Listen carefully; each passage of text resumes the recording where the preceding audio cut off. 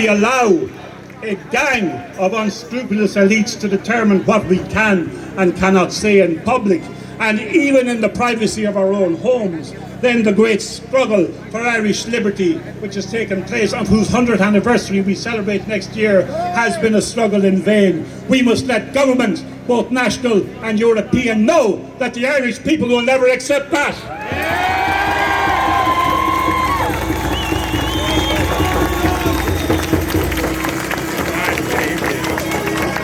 Are we going to allow it to be said that the Irish nation lasted for only 100 years? When I see you here today, I know that we will not allow that to be said.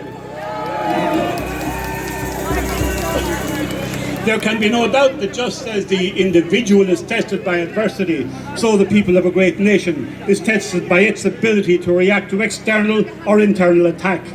There can no longer be any doubt that the Irish nation is under attack both from international forces and also from the corruption of its own institutions.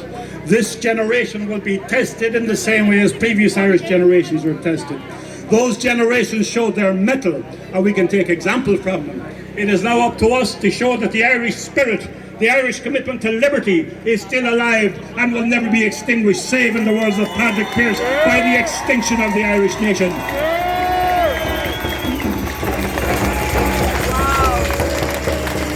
We have a fight in our hands, and like all fights, it won't be easy, but if they want to fight, they can have it.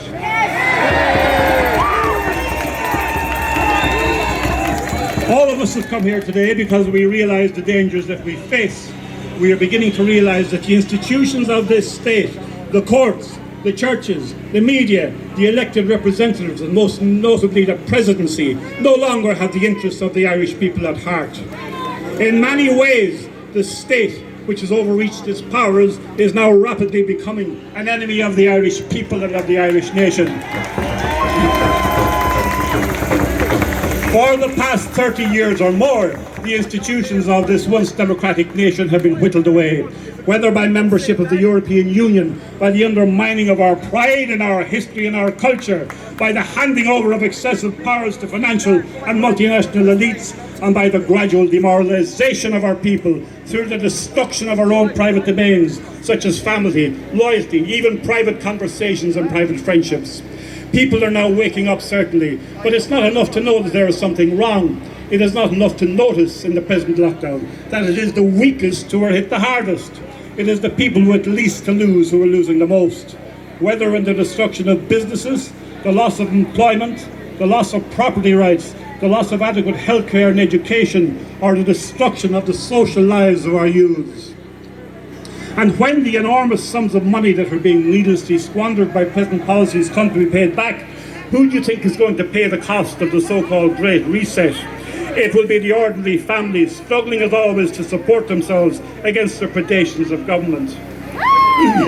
It is simply inconceivable that any government can willingly inflict so much damage on its own country, and it only makes sense when you realise that our democratic institutions have been effectively gutted from within. That elected representatives are quite happy to hand over of government to non-elected bureaucrats with no capacity for government and no concern for the people's interests. Well, it's time we said to the government that when you attack the people's interests, there is a price to be paid, and the time is coming when the people will demand that you pay that price.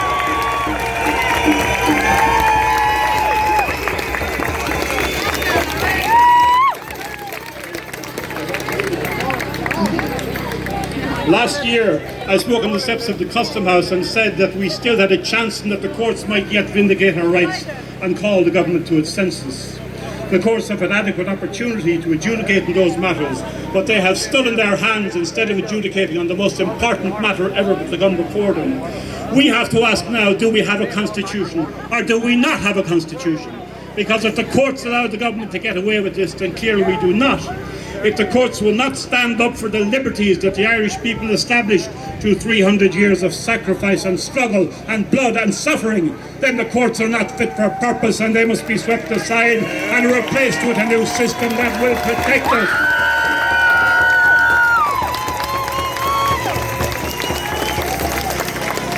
I believe we are now coming to the most serious constitutional crisis we have faced since independence. It may be that we need a new constitutional system to protect us, and if we are to establish it, we must go about establishing it, and we must use the lessons that we have learned from Irish history, from our global struggle to establish liberty in this country. That is what will give us the basis for a new constitutional system. We need to be active and on the streets. We need to have mass meetings such as these in every town and every country and every day and night of the week. We need to let those in power know we are a free people and we will remain a free people. This is a great and historic nation, and we will not let that nation perish from the face of the earth. That is the lesson of Irish history, and that is a lesson that our masters would do well to remember. I know that at times it can seem that we face insurmountable odds. You will read nothing of this rally in the newspapers tomorrow, and you will hear nothing of it in our mockingbird media. But we must say to the state, we are coming. It is not you who will destroy us, it is we who will destroy you. We are coming to demand justice for Ireland. We are coming, and there is no power on earth that will stop a unified and risen people when it is awakened.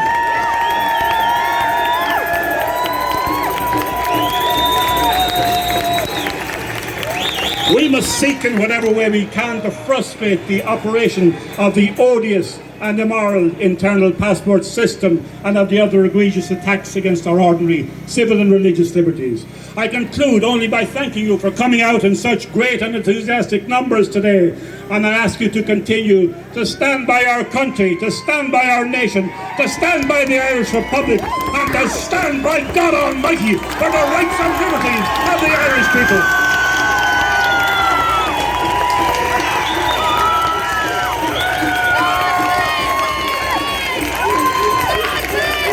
Brilliant!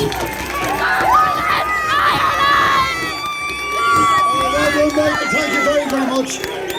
Freedom! Freedom! Freedom! Freedom! Freedom! Freedom! Freedom! Freedom! Freedom!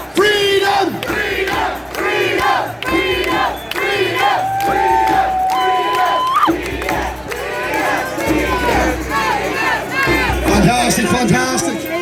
I'm going to introduce our next speaker.